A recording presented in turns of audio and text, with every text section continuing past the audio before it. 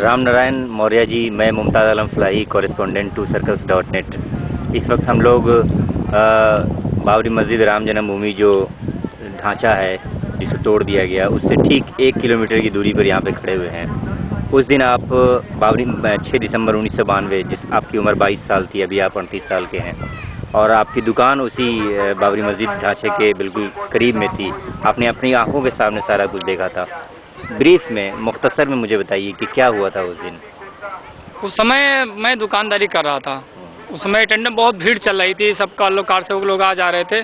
और उस समय कुछ लोग उन्होंने कहा कि यहाँ पर लाई बालू जल चढ़ाई सरजू जी से और आप लोग दर्शन करके जाइए।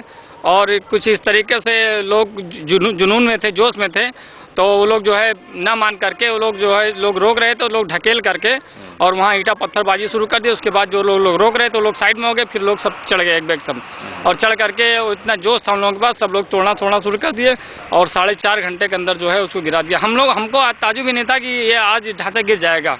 मैं दुकानदारी कर रहा था, बिल्कुल आराम से था। मेरे पास जो है कैसेट और पूजा पाठ के सामान की दुकान थी, और सामान तो काफ़ी बिखर उखर गए, कुछ थोड़ा बहुत नुकसान हुआ। लेकिन हमने कहा कि क्या करें, फिर लोग घर चले गए। वहाँ पे स्थिति बहुत ख़राब हो गई। फिर ढांचा गिर जाने के बाद में फिर सीआरपीएफ सेंटर पुलिस आ गई। उन्होंने जो है सबको रोक करके और उसको अपने अंडर में ले लिया। वो जो बाबरी मस्जिद राम जन्मभूमि जो ढांचा था, उसके आसपास में मुस्लिम मुस्लिम रहते थे।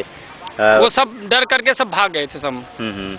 उनके घर को जलाया वगैरह, कुछ घर को जलाया भी गया था। हाँ, कुछ जलाया गया। तो भाई उस समय जो काफ़ी था कि मुस्लिम जो है यहाँ पे रहने न पाओ, बिल्कुल से लोगों का मतलब ये था। राम नारायण जी, 16 साल हो गए बाबरी मस्जिद को ढहे हुए, उसको टूटे हुए। इस 16 साल में बहुत बदलाव आया है। आज की स्थिति अयोध्या की क्या है? क्या यहाँ के निवासी जो हिंदू निवासी हैं, क्या उनकी सोच आरएसएस, वीएचपी, बजरंग दल के बारे में उनकी सोच अब क्या है?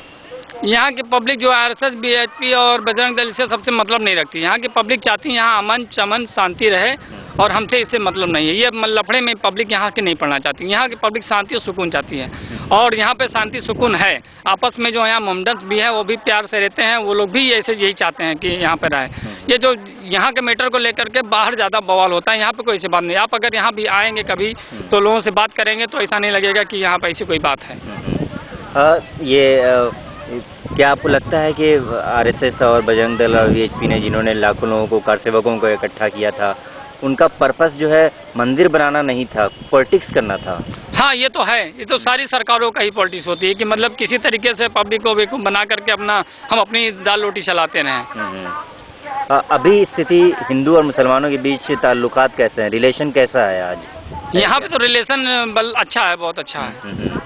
यहाँ पे रिलेशन, हम लोग साथ में रहते हैं, खाते पीते हैं, कोई दिक्कत नहीं है। थोड़ा सा हम लोगों को नफरत ये होती है थोड़ा सा कि वो लोग थोड़ा मीट और इसको तरह वो अगर थोड़ा वो लोग थोड़ा बिल्कुल से ना कर दे तो हम लोगों का आपस में बहुत ज़्यादा संबंध रहता है। अच्छा बस।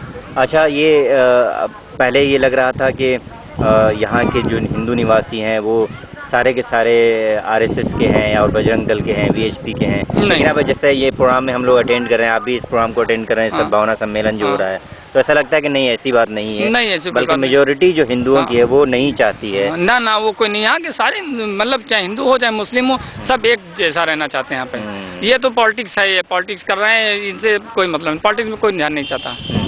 यहाँ सब चाहते हैं कि आपस में किसी भी तरीके से मामला सही रहे।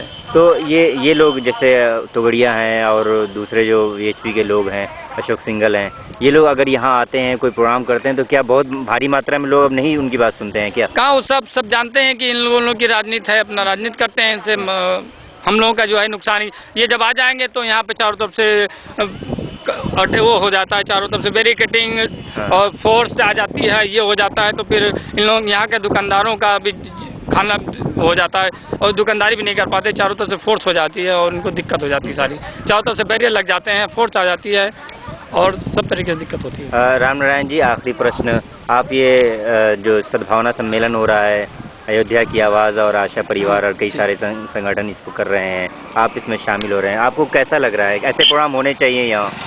अब ये तो हमको जितना अच्छा लगता है कि इसका मैं कुछ बखान नहीं कर सकता। इस तरह के कार्यक्रम के लिए मैं अपना दुकान बंद कर करके, चाहे जो कुछ कर करके मैं यहाँ अटेंड होता हूँ। आज मेरी दुकान अभी बंद करके मैं आया हूँ, और मैंने कहा कि उस कार्यक्रम को देखना है, चाहे जितना फुल टाइमर में यहाँ देना है।